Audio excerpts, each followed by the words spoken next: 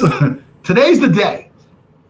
Today's the day when a lot of players are going to find out that they've been franchise tagged. So the way the rule works, and I'll explain it, and you can break it down for everybody. The way the rule works is that by the 9th of March, 2021, if you want to franchise tag a player, you have to have franchised him by the end of the day.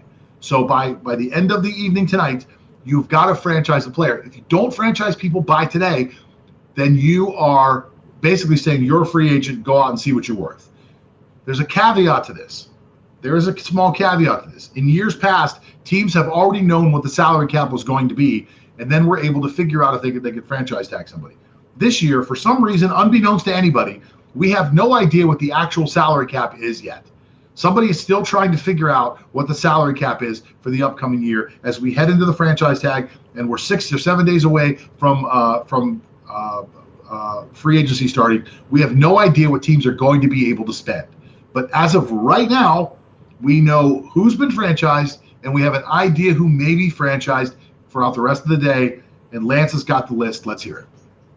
Okay, so granted that we don't know the actual salary cap yet, 3 teams have already designated their franchise tags to some of their key players. So we're going to start with the Washington football team, and they have given the franchise tag to All-Pro, first-team All-Pro offensive lineman guard Brandon Scherf.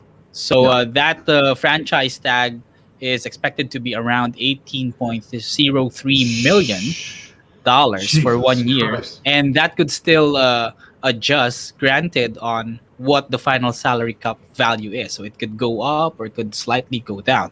So, of course, the main reason usually for franchise tags is that something did not go well with contract negotiations, and Brandon Scherf is no exception. So they have been trying to sign him to an extension, but for some reason they just couldn't agree, especially with the fact that Scherf and his party is floating the fact that he is one of the all-pro offensive linemen. So they are putting that card outside to Washington that they are demanding more money because of that distinction. So with no agreement for a long-term contract, so Washington just gave the franchise tag to Brandon Scherf.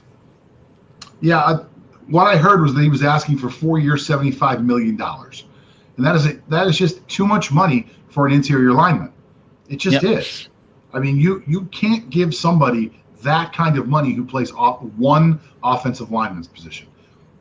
Especially not when you really look at the difference. Look at like Pro Football Focus. They've done this huge service of creating these PFF grades. And when you look at somebody's PFF grade, and let's just say, I don't know Scherf's grade exactly because I've looked before, but let's just say his grade's a 90 and there's a guy who's an 80. Well, the difference in play between an 80 and 90 is really not that big of a difference. It's very minuscule when you look at it on a play-by-play basis. So especially at the offensive line position. So when you look at it like that and you look at the difference of, hey, I can get a guy who's an 80 for $6 million a year or $7 million a year, or I can get this guy who's a 90 for $18 million a year at a position that is not an impact position on the offensive line. It's very hard to swallow that. But if you don't have a solution and you have cap space, you're oftentimes willing to spend that $18 million for 1 year just so you don't have a big hole in your line. So I don't know. That's a lot of money to me. That is a lot of money for 1 year. Yeah, I guess they're betting. The Washington is betting on themselves. It's like they're having another audition for Brandon Scherf if he can sustain that all-pro quality type of play. So I've just done research right now, and Scherf's grade, PFF grade for 2020 is 86.3. So he is ranked 3rd among all qualifying right guards behind Wyatt Teller and Zach Martin. All right, so he's actually 3rd of all qualifying right guards.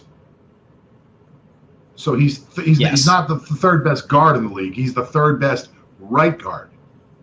And that in itself is right actually guard, a big it's a big difference as well. Look, that's a lot of money. You asked me why I couldn't. I think it's just because you want to hold the player for a year while you figure it out. If you have the cap space, why not? Pittsburgh did it last year with Bud Dupree. They realized there was probably no chance they could afford to sign Bud Dupree to a long-term deal. They signed him for a 1 year last year. They signed him for the franchise. He played exceptionally well. He did get hurt So that is the dangers of the franchise tag, because Bud had no future money guaranteed. It was only last year's money guaranteed.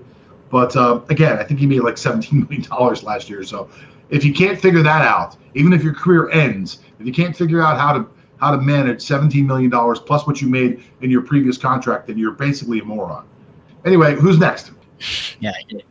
Okay, so next on the list, another guy that benefited from another talented teammate leaving the fold, and this is Marcus May of the New York Jets. So, of course, we all know that Jamal Adams went to the Seattle Seahawks, and he just emerged as one of the better safeties in the National Football League.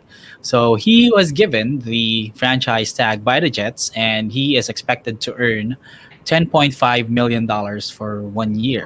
So, granted that you've mentioned the Pro Football Focus already, Marcus May has a PFF grade of 82.8, which is a career high. So he did good in his season as the top safety for the Jets. However, just like Brandon Scherf, they couldn't agree to a long-term agreement. That's why New York, given his talent, just gave him the franchise tag. Wow. Well, listen, $10 million is not bad. I look at somebody getting $10 million on a franchise tag. I'm like, we could probably suffer our way through that. But when you think of $10 million this year, when the entire cap looks like it's going to be somewhere around 180, 185, it's almost 5% of your money. 5% of your allocated cash that you could spend. It's a little more than that, probably like 6.5%. 6.5% of your allocated cash allowance that you're going to be spending on one single player. He has got to be a difference maker. He has got to be a huge difference maker. And look, this kid played really well last year. He earned himself a new contract. I'm not sure if he earned himself $10 million.